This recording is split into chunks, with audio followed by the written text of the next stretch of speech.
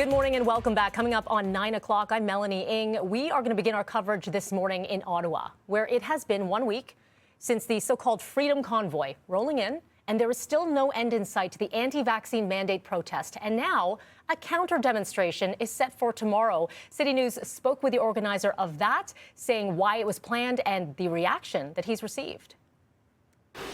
Municipal government, the police force, have both failed us. The federal government has taken no action, and I don't even know what Doug Ford is doing. The people of Ottawa are absolutely supportive, so thank you for that. However, at the same time, I have received death threats. I have received slurs. Now, this counter-demonstration will be at Ottawa City Hall tomorrow at 2 p.m. Eastern. The location chosen away from the occupation currently on Parliament Hill because of safety concerns. We don't know what it could look like, but turnout potentially in the thousands. The blaring horns that you hear, the traffic gridlock from the convoy, that's been a nightmare for so many people living and working in the area. So for more on this entire situation that our nation's capital is faced with, I am joined live with Ottawa's Mayor Jim Watson. Good morning to you, Mayor. Good morning, Mel. You heard that clip from the organizer of that counter-protest. So you are now dealing this weekend with a weeks of what's happening on Parliament Hill, going into, I believe it's day 7, day 8, depending on where you're counting. And now this counter-protest where people are just absolutely fed up. They are frustrated. People can't work. People can't sleep. There's a lot going on here. My question to you is, how long or how much worse can this get before you need to actually bring in Ontario Premier Ford and Prime Minister Trudeau, who have said that, you know, they're not going to have these negotiations, to say maybe we need to? Well, thank you for the opportunity to speak to you this morning. There's no question this is a frustrating experience for everyone, particularly people who live in the centre town and lower town communities.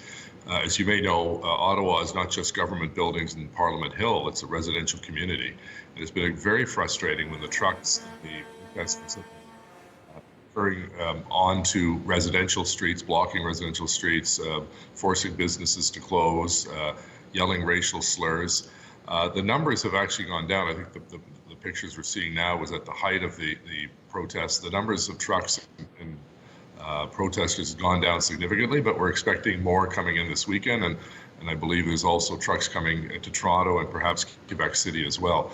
So it's a frustrating experience. People's nerves are frayed. We have been in regular contact with the provincial and federal governments. They've been very supportive of providing resources to us, including extra police officers that can get into those neighborhoods to give greater peace of mind and greater protection to those people who live in the downtown core and have put up with so much, including horns blaring all day. And the behavior of some of the people that came to Ottawa for this rally and this protest is really reprehensible. You know, putting placards against vaccines on the Terry Fox statue, urinating at the cenotaph, dancing on the tomb of the unknown soldier, stealing from meals from a soup kitchen in Lower Town.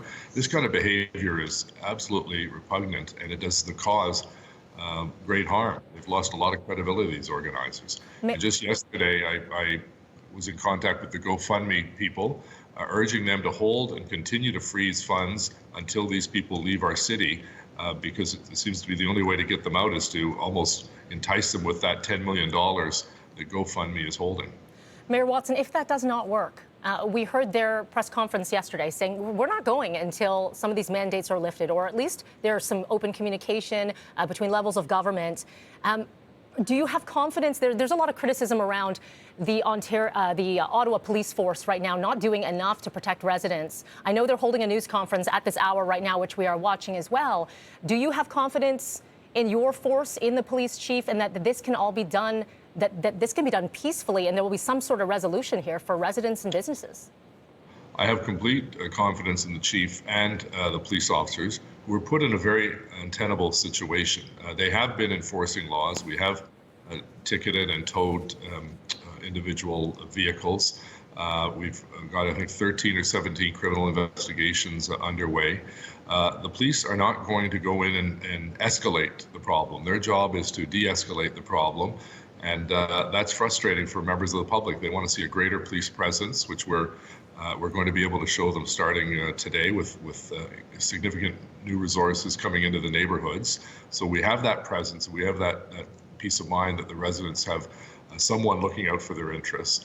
But the last thing we do when there's a fire is throw oil on a fire and make it worse. We don't want to see anyone injured. We don't want to see any violence. But at some point, this protest or sit-in now or occupation has to end. It's fraying the nerves of our citizens, and it is costing a small fortune, not just city costs, but the economy. Our Rideau Centre, which is one of our largest shopping centres, has been shut down for almost a week now. Small businesses are afraid to open in the area in and around Parliament Hill because of the bullying tactics by some of these protesters. So Mayor Watson, apologies for interrupting, but I guess the question is, so how do you see this ending? When do you see this ending, and how do you see it ending? Well, ideally, I see it ending peacefully, where they all pack up and leave and go back to their own provincial capitals, understanding that the bulk of the mandates are not federally regulated, they're provincially mandated. So it's a bit bizarre they're coming and protesting in Parliament Hill. They should go back to their own communities, talk to their local MPs and MPPs, and allow us to rebuild our city, because we're still in the midst of, as you know, a pandemic, and our small business community and our residents were hard hit by that. The pandemic, and now this is just salt in the wound. And then when we saw a group of Conservative MPs from Saskatchewan doing selfies outside the convoy, I just called them on the carpet and said, this is the kind of irresponsibility that hurts the people of our city. The government of Canada is not being hurt by this protest. It's the citizens of the city of Ottawa who are. So to answer your question, yes, I want to see this settled peacefully.